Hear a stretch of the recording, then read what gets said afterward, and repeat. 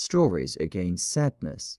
Comforting messages. Here are a few short stories that may help when you're feeling sad. They carry a comforting message and might give you a little hope. 1. The Paper Boat. Liam felt empty, His best friend had moved to another city. and now the schoolyard felt strange and quiet. No one quite understood how he felt. One afternoon, he sat by the pond in the park and folded a small paper boat. On it, he wrote, "I miss you." Then he placed the boat in the water and watched as it slowly drifted away. His mother sat down next to him. "That's a beautiful way to let go of your feelings," she said softly. Liam nodded. It still hurt, but somehow he felt a little lighter. Maybe tomorrow he could make a new friend. 2. The invisible backpack. Sophie had a tough day, Her grades were bad.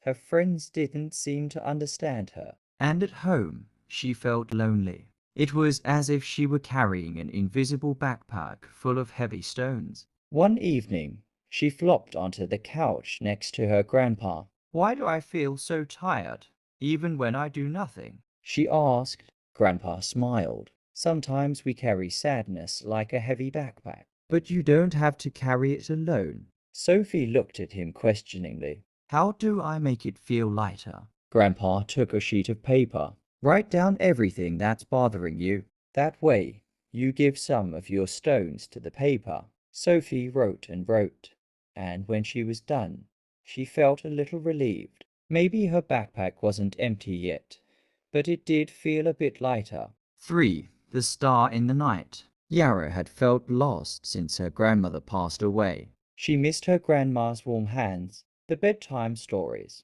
and her gentle voice that always said, "Everything will be okay, sweetheart." One evening, she stared out of the window and saw a bright star twinkling. She remembered her grandmother once saying, "If you ever miss me, look at the stars. I will always be near." Yara closed her eyes.